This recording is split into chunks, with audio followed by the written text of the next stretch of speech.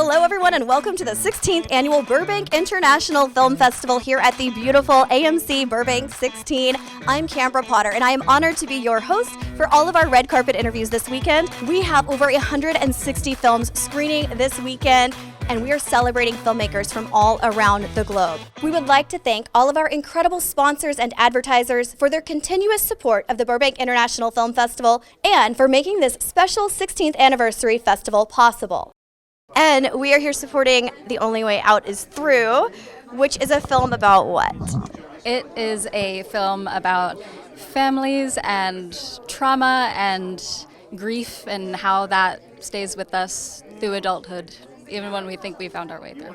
What was your role in the film? I did a lot. I wrote, directed, co-produced, and acted in it. Wow, that's incredible. Which was your favorite? Directing and acting at the same time is something so special. I loved doing that. That's a lot. Were there any challenges that you faced, whether it was in pre-production or production or post-production, that you are proud of yourself for overcoming? Anything that sticks out as like a moment where you're like, wow, that was hard and I overcame it and I'm really proud because of it? So many things. I had so many learning lessons. I think the biggest one, ultimately, on the other side, is just moving past a sense of imposter syndrome and that, like, I am meant to do this and I'm capable of it and I love it and it's what I'm going to keep doing. Was this your first time directing and writing and producing, or Yes. how long have you been acting? I've been acting for like 13 years now, so that I'm used to, but all the rest was very, very new. Is there any advice that you would give yourself, your younger self, as of today? Everything is so much more fun when you're not afraid to look foolish.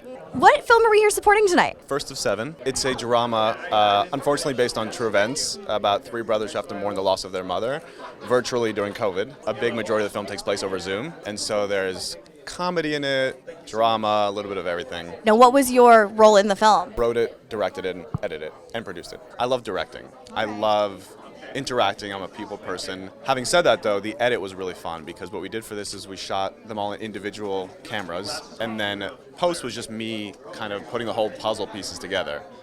So it was just a big puzzle at the end that I really enjoyed doing. That's when the film really comes to life. It was taking place on Zoom primarily. Yeah. Was there any challenge specifically to that you're really proud of for overcoming, or how was that process with shooting a story based on Zoom? Yeah, it was really challenging. What we did was we shot them all individually with GoPros. Okay. However, you can't shoot them individually because then they can't react with each other. Yeah. So we had them on a real Zoom, but we didn't film that. We filmed just them. And then there was actually a really great accidental moment that actually led to a really great thing, is that we realized that everyone has to have headphones because they have to hear the Zoom. But also if the volume's too loud, then the mic picks it up for feedback, and we have the grandparents have to come in. And 2 days before, I'm realizing that we can't have separate headphones for them connected to the same laptop. So what we did was we bought a really cheap old Skype headset that they would share and lean in together. And that's very true to what a grandparent might have to use, and it added so much humor of them leaning together to share the same earpiece. Oh, that's cute. I love that. Super excited to be here. We shot a lot of Tacenda in Burbank, actually, a lot of the locations, so it really feels like home, with this particular film. It's almost like a love letter to Burbank because that's where they grew up, and one of the characters is moving to New York, so it's kind of like her last experience going to all their favorite places in Burbank too. So, Oh my gosh, yeah, that's so there's a lot. cool. Yeah. Yeah, it's perfect that you're here. So what are all your roles in the film? So I'm Rita. I'm one of the directors, and then my brother's the other director. Okay. We wrote and directed together, yeah. Is this the first time that you guys as siblings have co-written and directed together? So we grew up making movies together, but this is kind of like our first kind of, I would say, official thing. So yeah, That's cool. Yeah, it was great. And it's great to have like a partner who, you've grown up with and trust. You built that trust already in. Yeah. So as a working relationship, it works well. So I love that. That's really cool. What's your role in it? I am one of the actors. I play Noah. I have the pleasure of collaborating with these two again. We've been working for a while now, and it's been a lot of fun. Yeah. I would say this film in particular was honestly one of our favorite experiences. Like, it was honestly one of the easier ones, I would say. Obviously, there's still challenges you're going to overcome, but I would say in general, everything kind of fell into place. It felt very, like, meant to be, especially with Matt, like as an actor. So we grew up with Matt, so we've worked with him on a lot of things before, and having him there again as our lead was really special. We filmed in a bookstore, and that was on our last filming day. We just had a lot to fit in, and we only had 10 hours in there, I think, or 5 hours. It was maybe 6 hours. Oh, wow. So it was pretty short just to fit everything. But what was great is we rehearsed a lot beforehand. Okay. So a lot of blocking. It's basically the two characters, the two best friends, are running up and down aisles in a bookstore. So we had to prep a lot of blocking, and then with the camera, we had a steady cam. So that was a little bit more intricate, I would say. So that was a challenge, but that was it's probably one of my favorite scenes is actually that one, because you see it feels very warm, and you see their chemistry as friends and the love that they have for each other through, that scene. But I would say that one, what do you think? Yeah, and I would say even with that experience on that day, what was nice is because me and Grace were running around a bunch, everyone was kind of up on their feet. Yeah, so yeah. it felt really natural, Yeah. getting to kind of go run and gun and have a lot of fun kind of in that library.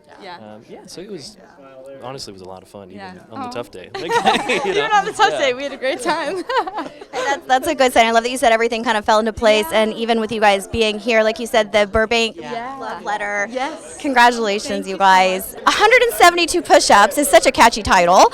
Is tonight the premiere, or have we been screening in other festivals? We've screened at other festivals, but I live in Burbank, so it's really special to be screening in Burbank. The Burbank premiere. It is, yeah. And a couple of our scenes were shot in Burbank, so I feel like the film has such a home in Burbank. Can you tell me, without giving anything away, what the film is about? So the film is about a couple veterans, and they bond over push-up contests that they've both experienced, but they clash over their opposite views on same-sex marriage. And what were your roles in the film? Director and producer. Okay. The veteran, Awesome. And? one of the producers. Okay, wonderful. What branch? I'm curious. Army. Okay, both of my grandpas were Army, so. I really am a veteran, by the way, Well, yeah. Thank you for your service, truly. My whole family, my dad's retired Air Force, and my stepdad's Navy, so I just covering all the branches. And I love that it's a military film. I think that's a really important story to be told. And what was really wonderful is when we cast Richard, I didn't know when I first interviewed him that he was a veteran. But it worked out so perfectly. He was actually in Vietnam. The character is a Vietnam vet. And in the film, there's a flashback to when he was younger. We used his actual dress uniform from Vietnam for the scene. So it's really special, all these different layers. And actually, Richard was nominated for lead actor at one of the other film festivals. And so it's just been such a dream having him in the cast. Got me a little emotional that you were using the same uniform, and that's a really beautiful story and tribute. So what film are we supporting tonight? Mine's called The Miracle of You. It's a very, very short film, 5 minutes. Okay. Well, what is The Miracle of You about, without giving anything away? It's about 5 minutes. Is it a drama or a comedy? Because I feel like you're good at comedy. I think it's a really, really, really dark comedy. Okay. Other people just think it's really disturbing, which to me is hilarious. There you go. It's a movie in which you think you're watching one thing for 4 minutes and 45 seconds, and then the last 15 seconds, everything flips on its head. I love a good plot I twist. like stuff like that. I made the kind of movie I'd want to see. There you go. It's also, I will say, it's a social satire. So what is your role in the film? I wrote it and I'm in it. Okay. I'm the only one in it, and there's an arm in it, but spoiler alert. And it's not narrative. It's all a voiceover. So I'm the voice. I did the voiceover too. Very cool. Yeah. What advice would you give your younger self from back then? Or Get from a now? job. No, just kidding. Just kidding. Well, that's a wonderful question, and actually, it's a question that I would say stick to what you want to do. Ignore all the obstacles. Trust your instincts. That's probably the biggest thing I would say. Trust your instincts. Yeah. If this is what you're meant to do, then this is what you're meant to do. I love that. It's beautiful. So how long have you been doing this? Trust me, before you were born. I make my living as an actor, so I've been doing this for a very long time. So what was your role in the film? I was a little bit of everything. Everything else, every single thing else, except the acting and the writing, and even the writing. Yeah. Was he the arm? He was oh no, but his wife was. Oh, okay. Spoiler alert. Yeah, I heard this is a one-man show plus an arm. So your wife was the arm. And some cats. How dare you forget the I cats? know, and they're hugely important. Last question: is there a favorite moment that either of you have from production or from the final cut? Yeah, my favorite moment was when we're like, we've got a finished cut. Like, we can start submitting this now. There you go. Absolutely my favorite moment. My favorite moment is the red carpet at the Burbank International Film Festival. You're good. That was a good answer. What are we supporting tonight? On Earth as It Is in Heaven. It's a story of redemption. It's a Western, and it deals with two characters that we don't typically deal with in a Western, two characters that are mostly usually in the background. Our main character wakes up, tries to put together the sort of happenings of the last 24 hours, and it's a mess. It's a mess. And what were your roles in the film? I directed it, and I wife wrote it. That's awesome. Do you guys write and direct together often? This is our first every project we've ever done together. one. This is it. This is your first? Yeah. No, it's not the last time. Never want to work with him again. He's Unrecommended. horrible. No. You guys are fun. I love it. She's awesome.